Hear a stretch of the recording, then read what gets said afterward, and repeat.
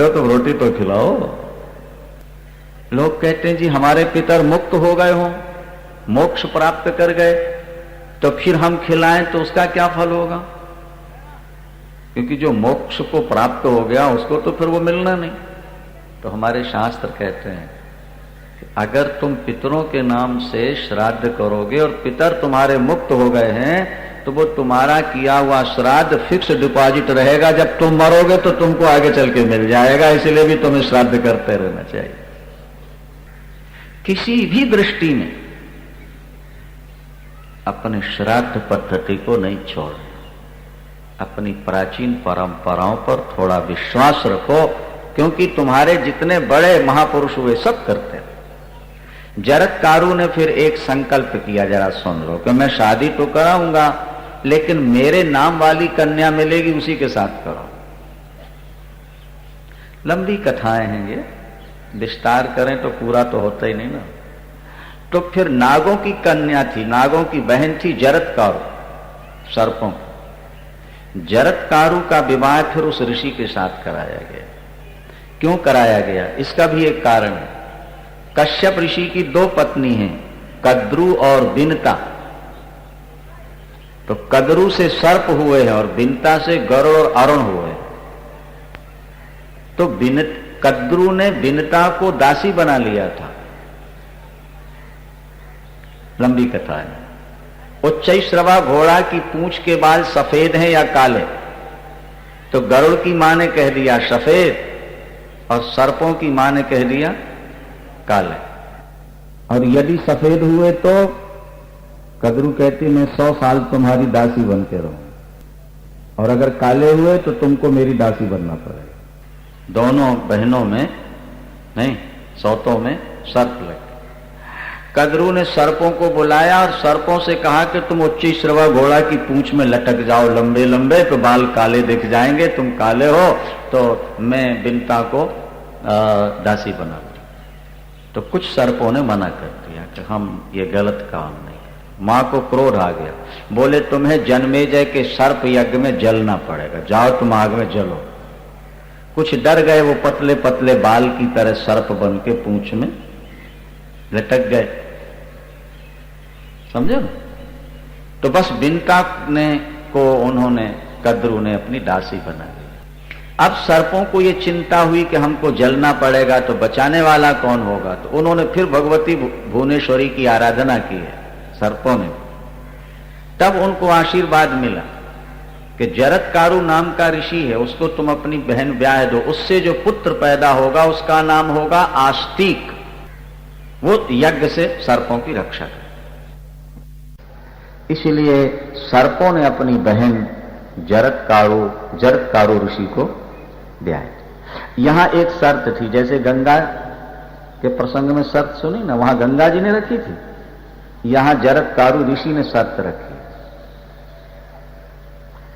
मेरे विरुद्ध कोई कार्य नहीं करेगा, मेरी इच्छा के विरुद्ध जिस दिन तू कार्य करेगी उसी दिन तुझको छोड़ दो। वहां भी यही घटना घटती है। जरत्कारु ऋषि आए हैं और दोपहर भोजन प्रसाद पाके वो सो गए। सूर्यास्त होने लगा और ऋषि उठे नहीं। सुनो, तो पत्नी ने सोचा कि इनको जगाती हूं तो धर्म नष्ट होता है, छोड़ देंगे ये मुझको, और नहीं जगाती हूं तो इनके धर्म का लोप हो जाएगा। तो जरत्कारु ने, पत्नी ने पति को जगा दिया, महाराज उठिए, संध्या का समय हो गया। अरे दुष्टा पापनी, तूने मेरी निद्रा भंग क्यों कर दी, जा मैं तुझको छोड़ता हूं। महाराज मैंने तो इसलिए जगाया कि आपके धर्म का लोप ना हो जाए, सूर्यास्त हो गए, आपने अर्घ नहीं दिया तो धर्म का लोप होगा। तो जरत्कारु ऋषि उत्तर क्या देते हैं? वो कहते हैं पागल, जब तक मैं सूर्यार्घ न दे दूं तब तक सूर्य अस्त कैसे हो सकते हैं, मेरा अर्घ लेकर ही वो अस्त होते हैं। मैं 2 घंटे सोता रहता तब भी सूर्य अस्त नहीं होते, तूने मुझे जगाया। आप समझ रहे हो बात को? नहीं, यहां तो तुम परिवार के सदस्यों को बस में नहीं कर पाए और वो महात्मा सूर्य को बस में किए बैठा, जब तक मेरा अर्घ नहीं ले लेगा तब तक वो अस्त नहीं हो सकता। ये भजन की शक्ति होती है, तप का पावर होता है। जब आप परम्बा भगवती शक्ति से जुड़ जाओगे, आपका विल पावर एकदम बढ़ेगा, आप में शक्ति आएगी, आप जो सोचोगे वो पूर्ण हो जाएगा।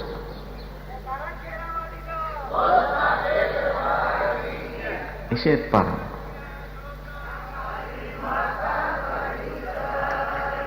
इसलिए परम्बा भगवती मां दुर्गा की आराधना करो। उन्हीं के गर्भ से फिर आष्टीक नाम के ऋषि पैदा हुए, गर्भवती हो चुकी थी।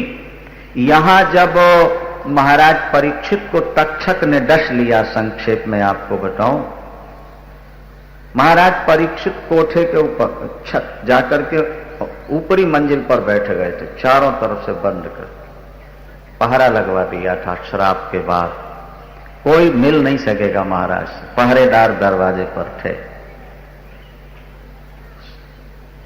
एक कश्यप ब्राह्मण थे, धनवंतरी, उनकी दृष्टि में अमृत था। तक्षक नाक काटने आ रहा था और वो ब्राह्मण बचाने आ रहे थे। तक्षक ने कहा महाराज लौट जाओ। उन्होंने कहा नहीं, मैं राजा को बचाऊंगा, मुझे धन मिलेगा। तक्षक ने कहा जितना धन चाहिए मुझसे ले लो, आप लौट जाओ, क्योंकि मृत्यु निश्चित है। अच्छा, आप में शक्ति क्या है पहले ये तो बताइए। धनवंतरी जी ने कहा कि मेरी दृष्टि जहां पड़ जाए वो जला हुआ वृक्ष भी हरा भरा हो सकता है। तक्षक ने एक वृक्ष को डस लिया, डंक मारा, हरा भरा वृक्ष राख हो गया। और धनवंतरी ने आंख उठा के देखा, वृक्ष जीव का त्यों फिर खड़ा हो। क्या समझे? तब तक्षक ने समझ लिया कि धनवंतरी के रहते परीक्षित ने बहुत सारा धन दिया और उनको लौटा दिया है। कुछ सर्प ब्राह्मण बनकर के पहुंचे, हम महाराज को आशीर्वाद देने आए हैं। पहरेदारों ने कहा कि आज वो किसी से मिलेंगे नहीं, कल आके मिलिएगा। अच्छा, तो अगर हमें आशीर्वाद देने के लिए ऊपर नहीं जाने दिया जाता तो कम से कम हमारे लायक कंदमूल फल तो महाराज को दे दिए जाएं। नहीं, महाराज के पास संदेश पहुंचा। महाराज ने कहा कि उनसे निवेदन करें कि वो कल आके हमसे मिलेंगे और जो फल फ्रूट लाए हैं वो आप लोग ले आओ आशीर्वाद। उस फल के अंदर ही कीड़ा बनके तक्षक छुपा हुआ था। व्यक्ति मृत्यु से बचने का लाख प्रयत्न करता है, लेकिन मौत इतनी बारीकी से आपके पास आ रही है कि आप उसको रोक नहीं पाओ। ये समझो, मृत्यु व्याल भीता पलायन। ये मनुष्य मौत से बचने के लिए दसों दिशाओं में भागता है, लेकिन मौत से बच नहीं पाता। जब कभी भगवान के चरणों में इसकी श्रद्धा जागती है, मां के चरणों में ये समर्पित हो जाता है, तो फिर ये मौत के सिर पर पैर रख के निर्भय होकर के सो जाता है, पार हो जाता है। जब तक आप अपने जीवन में कोई इष्ट नहीं बनाते, जब तक आप इष्ट के चरणों में समर्पित नहीं हो जाते, तब तक आपका जीवन खतरे से खाली नहीं है, ये ध्यान रखिएगा। चलती चक्की देखकर दिया कबीरा रोए, और दुई पाटन के बीच में साबित बचा न कोई। पुत्र कमाल ने कहा चलती चक्की चलने दे, पिस पिस आटा होए, और कीले पाटी में रहे तो बाल न बांका हो। बोलो सांचे। जो दाना कील के साथ सट गया, सारा दिन चक्की चलेगी, वो दाना पिसेगा नहीं भैया। इस संसार का कील है ईश्वर, ये आद्या शक्ति पराम्बा भगवती महामाया इस जगत की कील है। भगवान इसके कील है। उनके चरणों में एक बार लग जाओगे तो सदा के लिए मौत से बच जाओ। फल फ्रूट पहुंचे हैं और महाराज परीक्षित ने एक फल लिया और जब उसको काटा तो कीड़ा निकला, और कीड़ा गले में लपटा और सर्प बन, और सर्प बन के उसने डंक मारा। महाराज परीक्षित समाप्त। महाराज परीक्षित की समाप्ति के बाद उनके बड़े पुत्र जन्मेजय ने सर्प यज्ञ किया है। मेरे पिता को सर्प ने डसा, इसलिए मैं दुनिया में सर्पों को रहने नहीं दूंगा। सर्प यज्ञ में हजारों नहीं लाखों सर्प हवन हो रहे थे, मंत्र के द्वारा आवाहन होता है और सर्प यज्ञ। तब वो जरत्कारु का पुत्र जो था आस्तिक, वो वहां पहुंचता है और उसने अपने तपोबल से रोक सर्पों का यज्ञ नहीं करना। एक सर्प ने अगर पिता को मारा, उसके बदले हजारों सर्पों को मारना ये समझदारी नहीं है। तपोबल से रोक दिया, वहीं रुक गए। अंत तो गत्वा महाराज यज्ञ बंद हुआ है, देवता पुष्प वर्षाए, बाजे बजाए, जय जयकार। सर्पों ने कहा, आस्तिक जी आपने हमारे वंश की रक्षा की है, आप हमसे कुछ वरदान ले लीजिए। आस्तिक ने कहा, अगर आज सर्प ने किसी को काटा हो और मेरा नाम लेके उस पर पानी छींट दिया जाए, जल पिला दिया जाए, तो उसको उसकी मृत्यु नहीं होनी चाहिए। ये श्लोक लिखे हैं दो यहां पर, सर्प मंत्र लिखे हैं।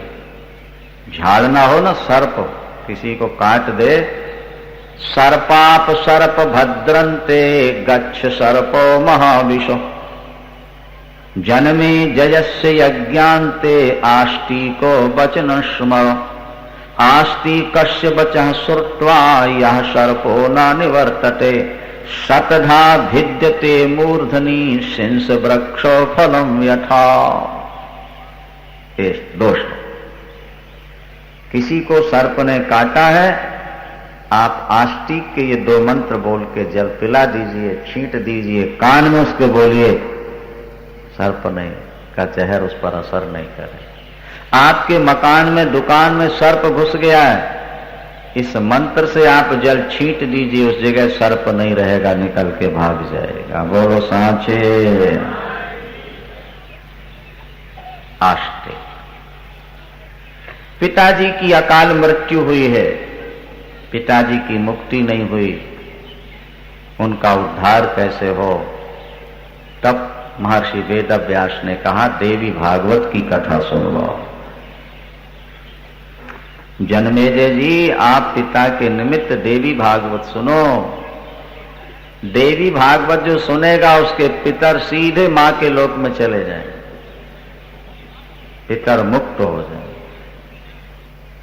भयानक बीमारी से अगर त्राण पाना है तो देवी भागवत की कथा सुनो।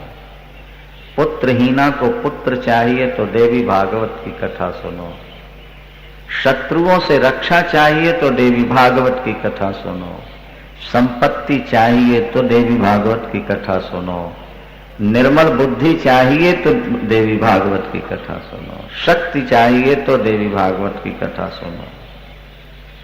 जो देवी भागवत की कथा सुनते हैं, जो मां के चरणों में माथा टेकते हैं, मां उनका कभी त्याग नहीं करते हैं।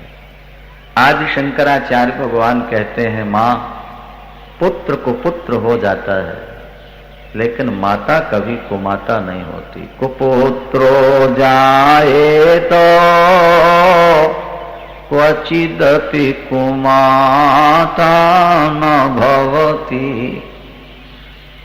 विवेकानंद के गुरु रामकृष्ण परमहंस भी मां भगवती काली के उपासक थे। बेलूर मठ अभी भी कलकत्ते में मौजूद है। वो पढ़े लिखे नहीं थे। कौन? रामकृष्ण परमहंस। लेकिन वे मां के बड़े भक्त थे। उनके शिष्य थे विवेकानंद। उन्होंने अपने तप की शक्ति विवेकानंद में भर दी थी, जिन्होंने सारे पश्चिमी देशों में जाकर के अध्यात्म की ज्योति जगाई। रामकृष्ण परमहंस मां की पूजा करते रो पड़ते थे, रोने लगते थे। कल्याणमयी, करुणामयी, मैं आपका नालायक पुत्र हूं, पापों से भरा हुआ, लेकिन जैसा भी हूं मां, हूं तो तुम्हारा। अगर बच्चा खेलते खेलते गंदी नाली में गिर जाए और मां बढ़िया साड़ी पहन करके कहीं पार्टी में जा रही हो तो साड़ी बदल करके उठाएगी कि वैसे ही कूद जाएगी? बोलो। उस समय मां अपनी कीमती साड़ी नहीं देखेगी। मेरा लाल बच जाए, मेरे बेटे को कुछ ना हो जाए। 3000 4000 की साड़ी पहन करके वो जा रही थी पार्टी में, एकदम नाली में कूद। बच्चा गंदगी में सना हुआ है, नाली की गंदगी से धोएगा कौन? जमादारन को बुलवाएगी क्या? स्वयं धो देगी। जब संसारी मां अपने बच्चे की गंदगी धोती है, बच्चे के लिए नाली में कूद पड़ती है, तो आप तो जगन माता हो मां। मैं मानता हूं कि मैं आपका नालायक पुत्र हूं, पापी हूं, दुष्ट हूं, लेकिन हूं तो आपका। गंदगी आप ही को तो धोनी पड़ेगी। मेरी मूर्खता भी तो आप ही को समाप्त करनी है, मेरे पाप भी तो आपको धोना। मां एक बार तो मुस्कुरा दो, मां एक बार तो मेरा सिर अपनी गोद में रख लो, एक बार अपना हाथ मेरे सिर पर तो रख दो। मां एक बार तो कह दो रामकृष्ण तू मेरा बेटा है। क्या? जब पूजा करते थे सुबह शाम रोते थे। अनेक दिन पूजा करते करते जब मां नहीं बोली तो रामकृष्ण कहने लगे इसका मतलब कि मैं बहुत बड़ा पापी हूं। तब तो जग जननी मेरी करुण प्रार्थना नहीं सुन पाती हैं। तो जब मैं इतना ज्यादा पापी नालायक हूं, अब मां को मुंह नहीं दिखाऊंगा, अब अपना सिर काट के ही मां के चरणों में चढ़ा देता हूं सदा के लिए। जैसे ही रामकृष्ण ने तलवार उठाई सिर काटने के लिए, मां ने मूर्ति से प्रकट होकर के हाथ पकड़ लिया। महाराज जय जयकार होने लगे और रामकृष्ण का जीवन बदल गया। महाराज जीवन बदल गया। देखो, प्यार के लिए पढ़ाई की जरूरत नहीं। प्यार तो कुत्ता बिल्ली भी कर लेते हैं। कुतिया भी अपने बच्चे से कितना प्यार करती है, चिड़िया अपने बच्चे से कितना प्यार करती है। तो जब चिड़िया और कुतिया भी प्यार करना जानती है, तो क्या इंसान के अंदर प्यार नहीं है जो मां को रिझा सके? जरूरत है श्रद्धा और विश्वास, आवश्यकता है समर्पण की। हमारे हृदय में जब विश्वास चरम सीमा पर पहुंचेगा, हमारी श्रद्धा जब बलवती होगी, मां मुस्कुराती हुई हमें दर्शन दे जाएगी। सीता जी ने कैसी सुंदर स्तुति की है रामायण में, कल परसों कथा में आप लोग सुनेंगे। जय जय गिरिवार राज किशोरी, जय जय गिरिवार राज किशोरी, जय महेश मुख चंद्र चकोरी, जय महेश मुख चंद्र, जय गज बदन सनानन माता, जय गज बदन जगत जननी दामिनी द्विति गाता जनन। अरे महाराज, जब मां की प्रार्थना की भगवती सीता ने, तो अंत में गोस्वामी जी लिखते हैं कि विनय प्रेम बस भैया भवानी, विनय प्रेम बस भैया भवानी, तो खसी माल मूरति मुस्कानी, खसी माल मो। विनय प्रेम बस, साधक के हृदय में जब प्रेम जागेगा और जब उसके हृदय में श्रद्धा उमड़ेगी और जब वो मां मां कहकर मां के चरणों में गिर जाएगा, तो मां की मुस्कुराहट का अपने आप अनुभव होने लगेगा। पाषाण प्रतिमा को पत्थर की नहीं समझना, वो पाषाण प्रतिमा के अंदर ही दिव्य चैतन्यमयी पराम्बा भगवती विद्यमान है। जिस दिन आपकी श्रद्धा चरम सीमा पर पहुंचेगी, उसी दिन मां उस मूर्ति के अंदर से आपको साक्षात दर्शन देकर निहाल कर देगी। बोलो सांचे।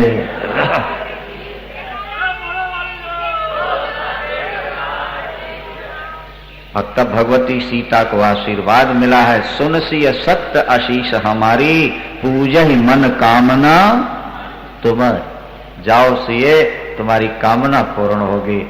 राम तुम्हें वर के रूप में प्राप्त होंगे। इतिहास इस बात का साक्षी है, अगर आप मां की आराधना करते रहोगे, सभी दुखों से बचते रहोगे, अपनी कामनाएं पूर्ण करते रहोगे, आपके घर की दरिद्रता नष्ट हो जाएगी, आपके घर के दुख मिट जाएंगे। मां ज्योति के दर्शन करो, मां के चरणों में बस इतना ही कहकर के सिर झुकाओ कि मां हम जैसे भी हैं तेरे हैं, कुपुत्रो जाए तो क्वचिदपि कुमाता न होती। देवी भागवत की कथा महर्षि वेदव्यास ने जन्मेजय को सुनाई है। आगे की एक बड़ी सुंदर कथा आप श्रवण करें, 2 मिनट संकीर्तन करके एक विलक्षण कथा आप लोग श्रवण करें देवी भागवत की।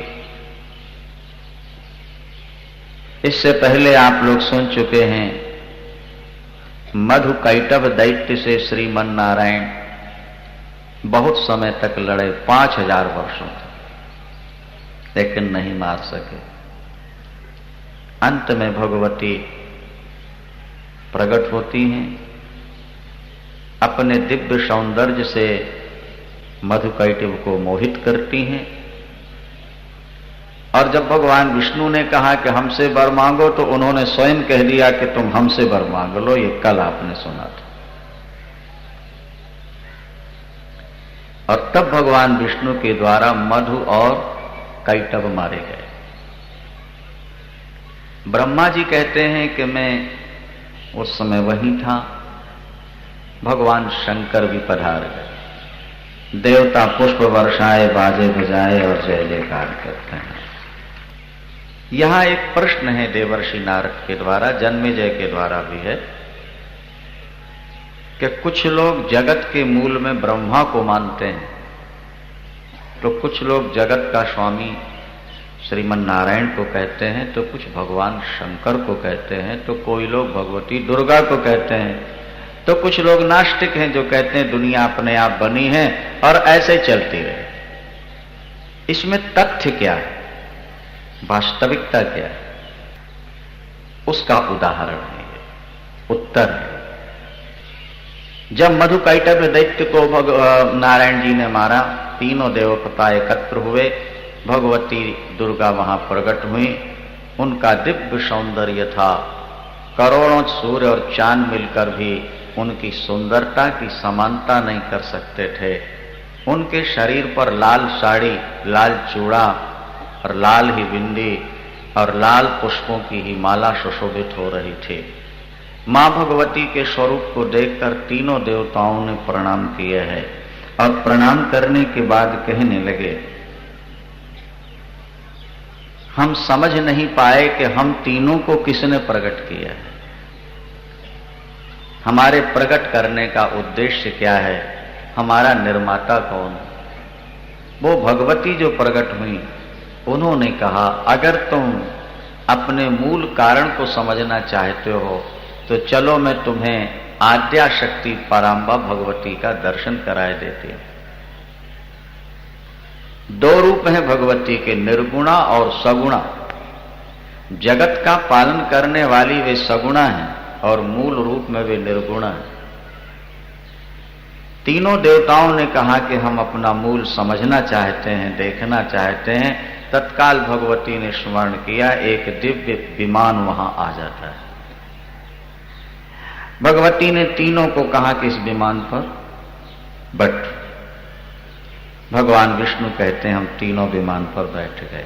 विमान पर हम बैठे और भगवती की शक्ति से विमान ऊपर उड़ा और बड़ी तीव्र गति से ऊपर जा रहा है। वो भगवती भी हमारे साथ साथ चल रही है। काफी ऊपर जाने के बाद हमको कल्प वृक्ष, कामधेनु, दिव्य अप्सराएं, इंद्र, दिव्य दिव्य भवन, दिव्य पुष्प फल और सरिताएं दिखाई पड़ी। हमने जानना चाहा कि ये कौन सा लोक है, तो भगवती ने कहा ये स्वर्ग लोक। अभी हम लोग स्वर्ग लोक को देखकर आश्चर्यचकित हो ही रहे थे कि हमारा विमान उससे भी ऊपर निकला।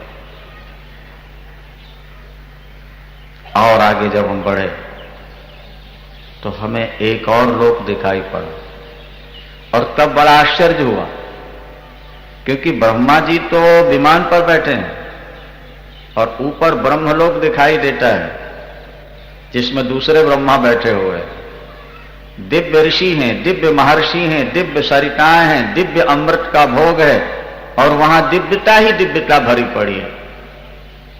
अब तो ब्रह्मा जी से भगवान शंकर पूछते हैं कि ये कौन से ब्रह्मा है, ये कौन सा लोक है, इसे किसने बनाया? ब्रह्मा कहते मैं स्वयं आश्चर्य में हूं कि मुझे किसने बनाया है, मेरे रूप में ये कौन बैठे हुए हैं? ऋषि और महर्षि और वहां की दिव्य भूमि। अभी हम लोग देखकर आश्चर्यचकित हो ही रहे थे कि फिर विमान में जैसे नीचे से वायु की ठोकर लगती, विमान फिर और ऊपर जाता है। आगे जाकर हमने देखा दिव्य कैलाश का दर्शन होता है। वहां भूत भावन विश्वनाथ भगवान शंकर विराजमान है, सिर पर जटा और भागीरथी गंगा प्रवाहित हो रही है। बोलिए शंकर भगवान की। उनके हाथ में डमरू और त्रिशूल है, वे पंचवक्त्र और त्रिनेत्र हैं।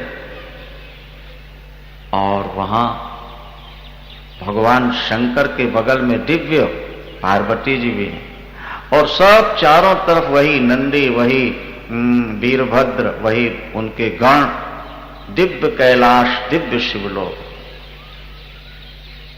देखते देखते अभी पूरा देख भी नहीं पाए थे कि विमान उससे और ऊपर चला गया। और ऊपर जब विमान हमारा चला तो जाकर के हम लोगों को वैकुंठ का दर्शन हुआ, जहां विष्णु विराजमान,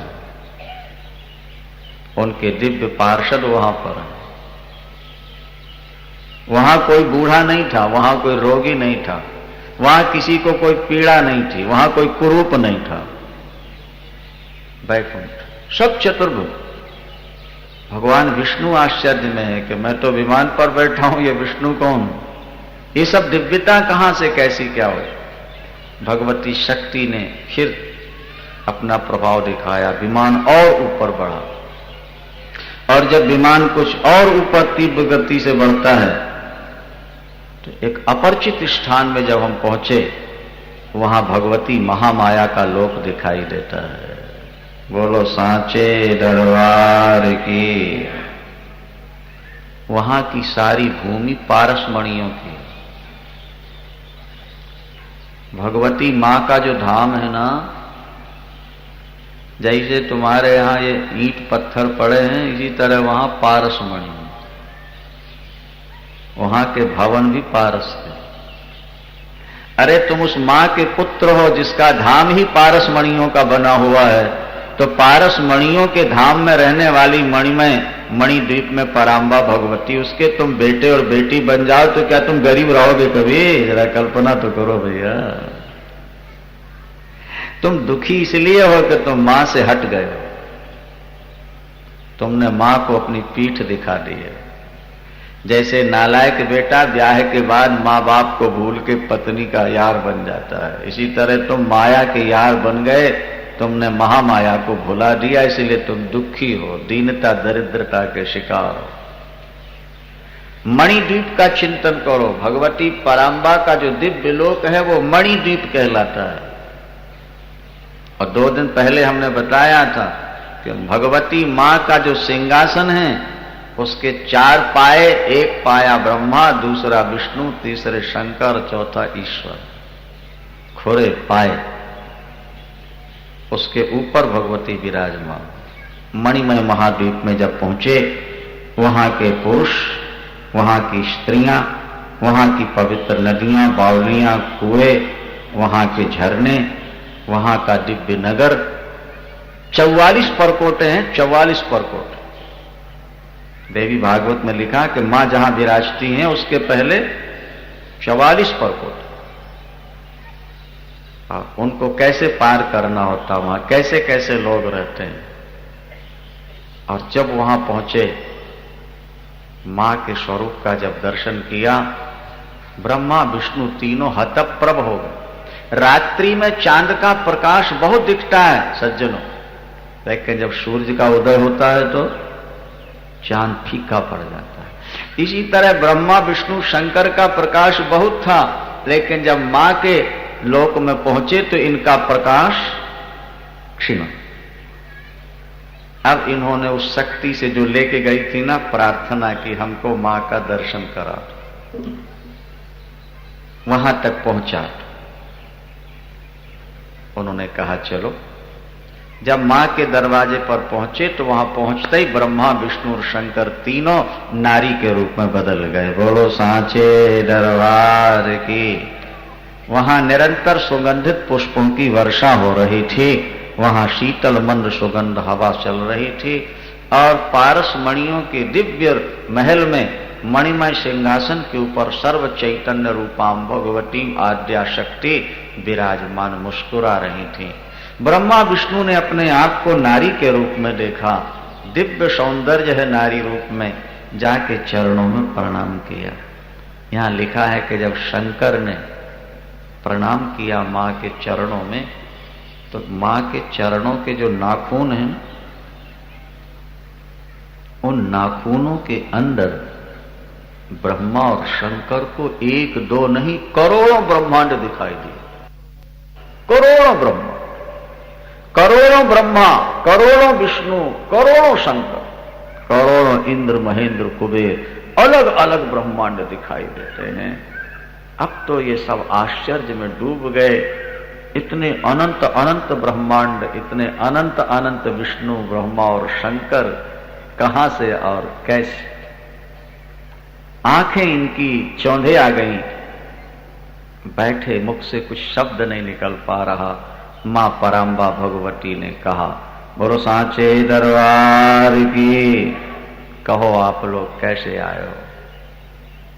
तब ब्रह्मा ने कहा कि मां, हम अपने मूल कारण को ढूंढने आए थे, आपकी शक्ति से हम आप तक पहुंच पाए।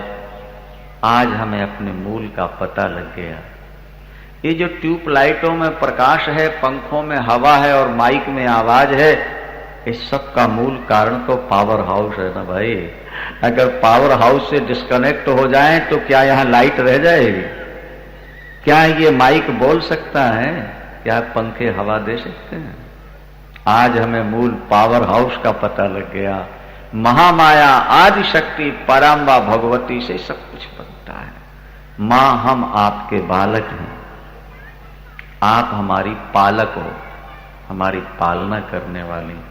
ब्रह्मा विष्णु शंकर तीनों ने मिलकर के स्तुति अलग अलग की है, और स्तुति करते हुए यही प्रार्थना की, हे जगदम्बे, हे महामाये, हे भक्त कल्याणकारिणी, अपने भक्तों का कल्याण करने वाली, हे ज्ञान स्वरूपा, जीवों को ज्ञान का दान देने वाली, आप ही सारे जगत की सृष्टि करती हैं, आप ही सारे जगत के रूप में प्रकट होती हैं, आप दुष्टों का संहार करती हैं और साधुओं का संत्राण करती हैं।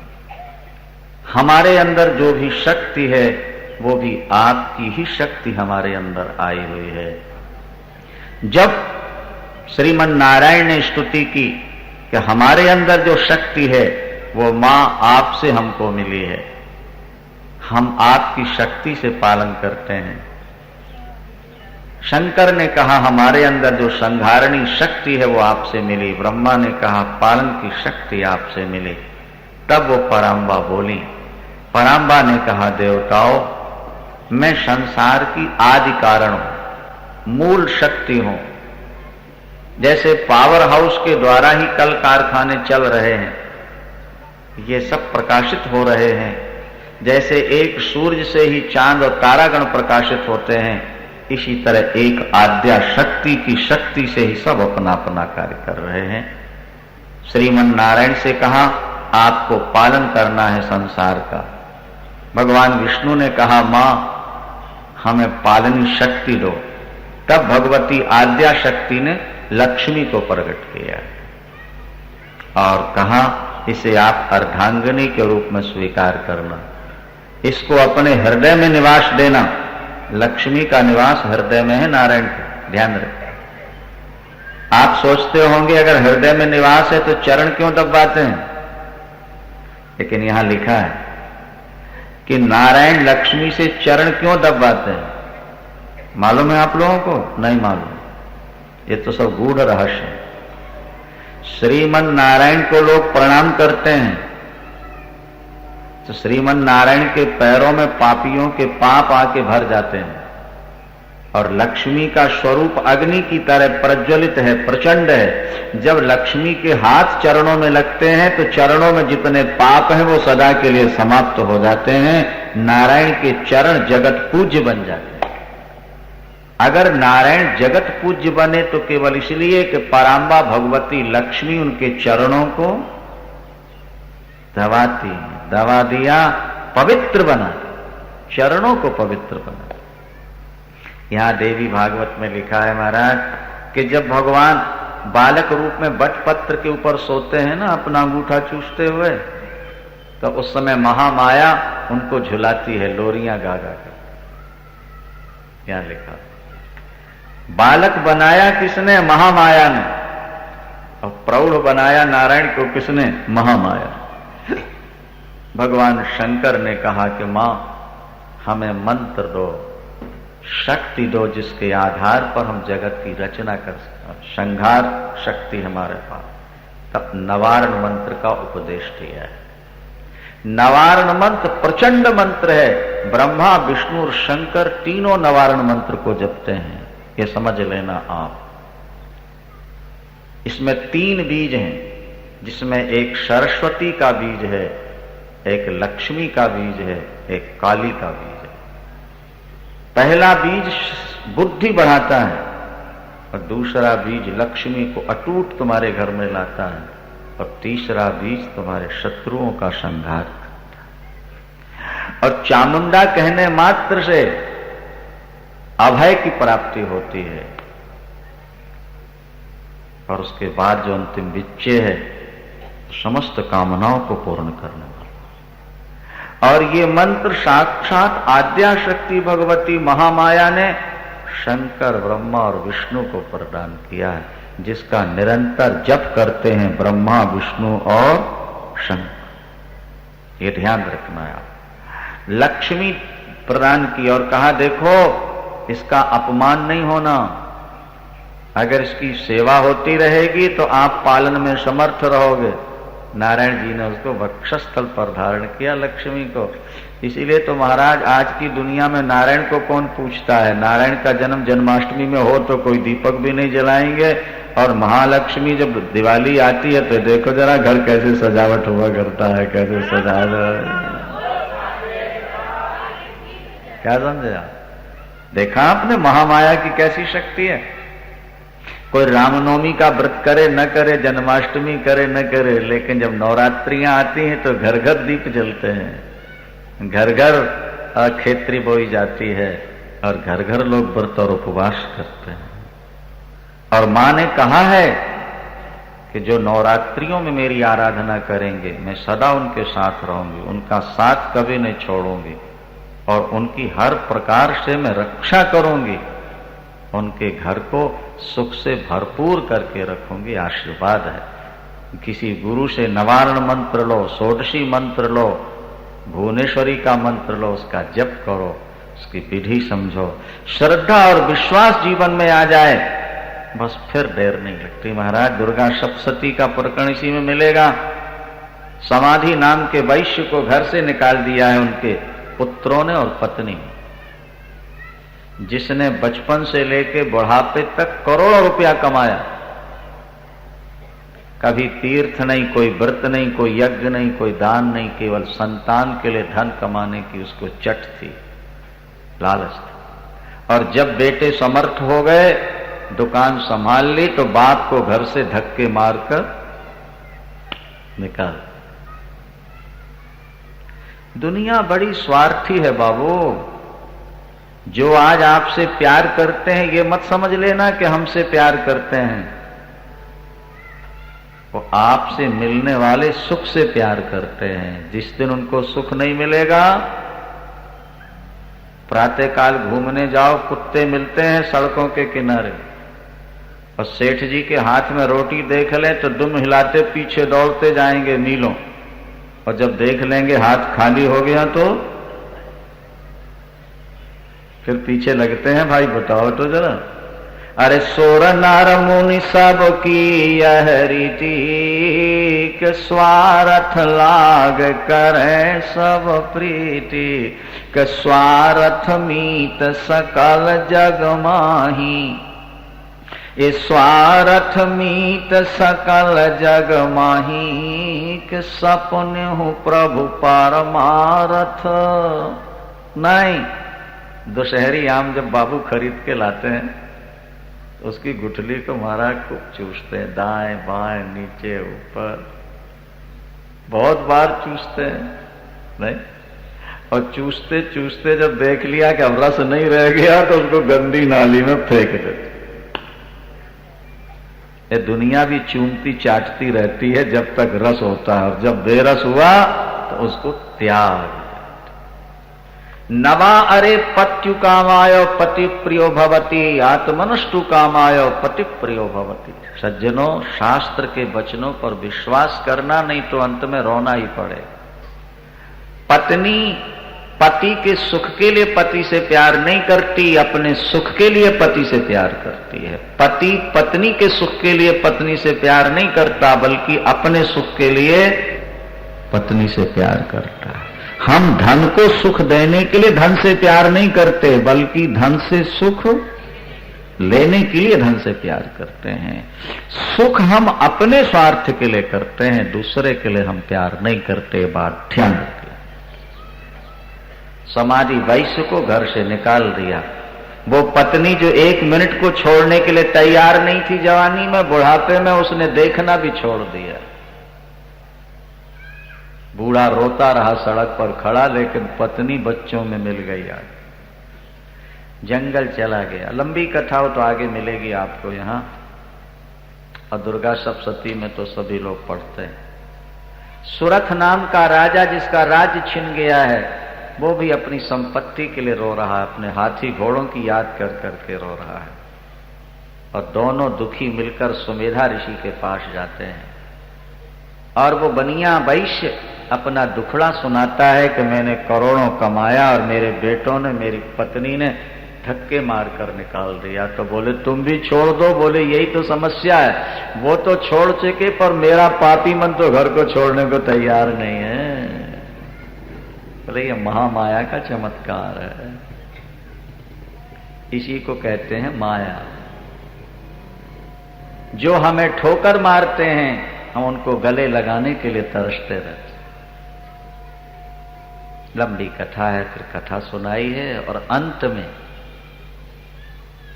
उनसे कहा है कि तुम तप करो कुछ महामाया का। कथा तो हम सुनाएंगे ना आगे, अंत की बात करते। वे दोनों, राजा सुरथ और समाधि नाम का, नदी के किनारे, नदी पुलन संस्थिता, 3 वर्षों तक आराधना की। त्रिभिर वर्षैर यतात्मन परितुष्टा जगत धात्री प्रत्यक्षम प्राह चंडिका। अपने शरीर को महाराज चाकू से ऐसे फाड़ते थे, उस रक्त से सिंचन करके मां को भोग लगाते थे पदार्थों का। मेरी मां एक बार कृपा करो, तुम्हारी कृपा हो जाए जिंदगी बदल जाती है जी। 3 वर्ष की आराधना के बाद वो मिट्टी की मूर्ति से साक्षात भगवती दुर्गा सिंह वाहिनी प्रकट हो जाती हैं। देवता पुष्प वर्षा कर बाजे बजा के जय जयकार करते। राजा से कहा वर मांगो, उसने कहा मेरा राज्य मुझे मिल जाए। अरे मेरी आराधना करके मृत्युलोक का राज्य मांगता है? जा, तुझे मृत्युलोक का राज्य तो दूंगा ही, आगे चल के तू 8वां सावर्णी नाम का मनु बनेगा, जो सतयुग, त्रेता, द्वापर, कलयुग 43,20,000 वर्ष के होते हैं चारों, 71 बार घूम जाएंगे तेरे राज्य। मां की आराधना तूने की। 150 वर्ष के लिए दुनिया का राज्य मांगता है, 30 करोड़ वर्ष के लिए राज्य देगा। वैश्य से कहा बोलो श्रेष्ठी जी क्या चाहिए? मां मेरा मन दुनिया से मोड़ दो, परिवार से मेरा मन मोड़ दो, मुझे ज्ञान की ज्योति दे दो ताकि मुझे संसार स्वप्न भासने लगे। माँ ने हाथ यूं किया, जाओ तब ज्ञानम भविष्यति, तुमको ज्ञान मिलेगा। माँ का हाथ सामने आया, ज्योति माँ की अंदर प्रवेश करती, अंधकार अज्ञान रूपी विलीन हुआ, संसार स्वप्न की तरह भासने लगा। सदा के लिए परमात्मा के चिंतन में डूबा, माँ के स्वरूप में लीन हो गया, ज्ञान प्राप्त। भगवती पराम्बा की समाराधना सब कुछ देगी, भुक्ति और मुक्ति सब कुछ प्रदान करेगी। एतावता माँ की आराधना। घर में जो देवियां हैं इनका अपमान नहीं होना चाहिए, क्योंकि ये भगवती स्वरूपा हैं। मनु जी ने लिखा है कि यत्र नार्यस्तु पूज्यन्ते रमन्ते तत्र देवता। जिस घर में नारी का सम्मान होता है उस घर में देवता निवास किया करते हैं, क्योंकि सर्वम देवी मयम जगत, ये सारा जगत माँ का ही स्वरूप है। इसलिए हमारे शास्त्रों में लिखा है किसी भी नारी को देख करके माँ कह के प्रणाम कर लेना। किसी न किसी नारी के अंदर से माँ प्रकट होकर तुम्हारे सिर पर हाथ रख के तुम्हें निहाल करती। ये नारियां माँ का स्वरूप विशेष। 10 वर्ष तक की कन्या तो साक्षात भगवती दुर्गा, 2 वर्ष से लेके 10 वर्ष तक की कन्या साक्षात दुर्गा। उसकी पूजा करते समय कभी कन्या रूप नहीं समझना, साक्षात मां ही इस रूप में। 30 वर्ष से कम अवस्था की विवाहिता स्त्री 30 वर्ष तक, उसकी गोद में अगर पुत्र है, उस सुहागिनी स्त्री का पूजन करोगे, वो जगदम्बा मां तुम्हारी मां बनकर तुम्हारा सदा कल्याण। बड़ी प्रश्न, पूजन की विधि क्या है, नवरात्रियों में व्रत कैसे करना चाहिए, पूजन कैसे करना चाहिए, सारी बातें लिखी हैं। क्रमशः आगे आप लोग सब सुनते चलेंगे। भगवान शंकर को काली समर्पित की है। काली शब्द का अर्थ नहीं समझते आप। काल की पत्नी को ही काली कहते हैं। काल है ना, काल जो दुनिया को खा रहा है, उसकी पत्नी काली। काली की उपासना अगर आपने कर ली, काल से सदा के लिए बच जाओ, शत्रुओं से बच जाओगे। काली दी भगवान शंकर को। देखो तुम संहार करना, जब दुष्ट बढ़े दुनिया में तब ये महाकाली की शक्ति से तुम दुनिया की। ब्रह्मा को सरस्वती दी है, आद्या शक्ति, महासरस्वती, ये बुद्धि की अधिष्ठात्री देवी। रचना के लिए बुद्धि तो चाहिए ना, कर्मों का फल देने के लिए बुद्धि की जरूरत है कि नहीं। क्या वैचित्र है ब्रह्मा का महाराज। हम तो कहते हैं कि परमात्मा की सृष्टि तो देखो, सारे हिंदुस्तान के अंगूठों का निशान लगवा लो व्यक्तियों, एक अंगूठे के निशान से दूसरे के नहीं मिलेंगे। सारे हिंदुस्तान एक से दूसरे का फेस मिलता है क्या? हाँ, अच्छा, एक डाई में जितने नोट छपते हैं अलग अलग होते हैं कि कैसे होते हैं? बोलो, अगर 10 का नोट छपा है डाई में तो 10 के नोट एक ही से होंगे कि अलग अलग होते हैं? एक से होते हैं। लेकिन एक मां के पेट से डाई से जितने निकलेंगे सबकी शक्ल अलग अलग होती है। तो और वहीं लड़की और वहीं लड़का, और सबकी शक्ल भिन्न। कोई बनाने वाला है अंदर के नहीं? उस परमात्मा की रचना को देखो। माता पिता के रज और शुक्र में कहां हाथ है, कहां पैर है, कहां नाक है, कहां आंखें हैं, पता लगता है क्या देखना? लेकिन गर्भ में जाके देखो सेटिंग कैसे हो रही है। मोर के पंखों की कारीगरी जरा देखो, सेटिंग कैसी हो रही है जरा। इस विविध वैचित्रता को देख के भी अगर आपने भगवती पराम्बा की के अस्तित्व को नहीं माना, उनकी शक्ति को स्वीकार नहीं किया, तो फिर समझ लेना कि बुद्धि पशुओं वाली है, इंसान वाली बुद्धि। भगवती आद्या शक्ति ने ब्रह्मा को महासरस्वती प्रदान की। बोले सृष्टि रचना में ये तुम्हारा सहयोग करेगी। इसलिए महाकाली, महालक्ष्मी और महासरस्वती, 3 देवियां वो आद्या शक्ति ने प्रदान की। और तीनों को फिर पुरुष बना दिया और कहा जाओ तीनों के द्वारा 3 कार्य करना। सात्विक राजस तामस भेद से तीनों को समर्पित किया। तीनों देवता विमान पर बैठ करके मृत्युलोक वापिस आते हैं। सृष्टि संरचना करके ब्रह्मा सबके कर्मों का फल, विष्णु उनका पालन और शंकर संहार करते हैं। इन सब में जो शक्ति कार्य कर रही है वो महामाया आद्या शक्ति पराम्बा भगवती की है। उनके चरणों में हमारा आप सबका बार बार प्रणाम। सांचे दरबार की। सृष्टि की रचना में मूल हेतु भगवती महामाया है। परमात्मा कूटस्थ है, निर्विकार है, उसमें कोई क्रिया नहीं। सक्रियता प्रकृति में होती है। परमात्मा की दृष्टि जब पड़ती है तो प्रकृति में सक्रियता आ जाती है। परमात्मा स्वयं निष्क्रिय है, प्रकृति परमात्मा की सन्निधि से सक्रिय बनती है। उदाहरण के तौर पर मैग्नेट स्वयं में निष्क्रिय है, लेकिन लोहा जब उसकी सन्निधि में आता है तो उसमें हलचल प्रारंभ हो जाती है। तो हलचल प्रारंभ हुई लोहे में, मैग्नेट न्यूट्रल है, लोहा मैग्नेट की ओर खींच रहा है, हिल रहा है। हिलने वाला लोहा भी दिख रहा है, हाँ, और खींचने वाला मैग्नेट भी दिख रहा है। लेकिन दोनों के बीच में जो शक्ति है, जिस शक्ति से मैं लोहा खींच रहा है, वो दिखाई नहीं दे रही।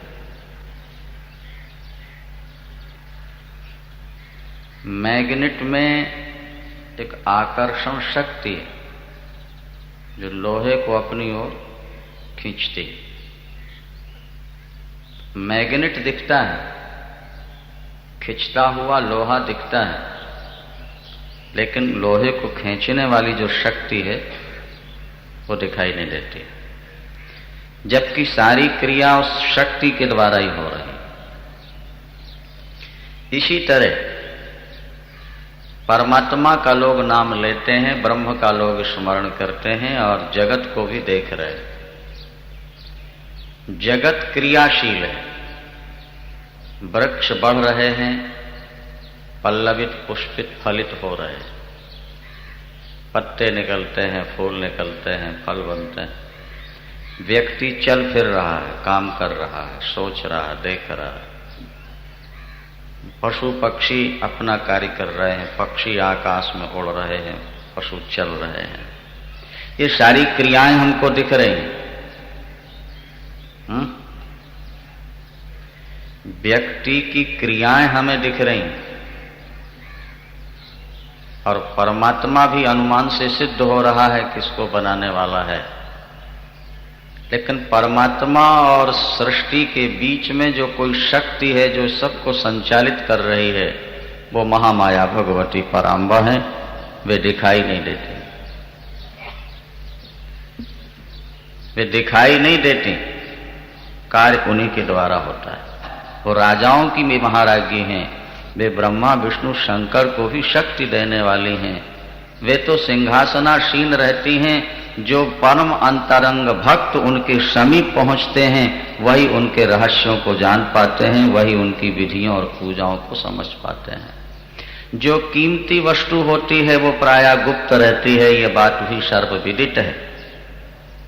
कंकड़ पत्थर आम सड़कों के किनारे पड़े रहते हैं, लेकिन हीरा मोती पुखराज तो तिजोरियों के अंदर बंद रहते हैं। उनके जानकार भी कम होते हैं, उनकी कीमत समझने वाले भी कम, उनको पहनने वाले भी कम, क्योंकि वो सबको सुलभ नहीं होते। सामान्य वृक्ष हर जगह नजर आते हैं, लेकिन चंदन के पौधे तो कहीं कहीं नजर आते हैं। हर जगह फूल पत्तियां दिखती हैं, पर केसर तो कहीं कहीं नजर आती है, पर है बहुत कीमती।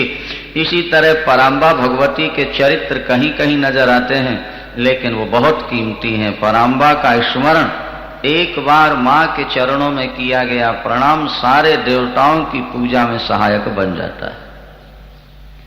जिसने पराम्बा भगवती का चिंतन कर लिया उसने सब कुछ प्राप्त कर लिया। माया के दो रूप हैं, थोड़ा सा कठिन है, समझने का प्रयास करेंगे आप लोग, फिर कथानक विषय आपके सामने हो। भगवती के दो स्वरूप हैं, विद्या और अविद्या, जड़ और चेतन।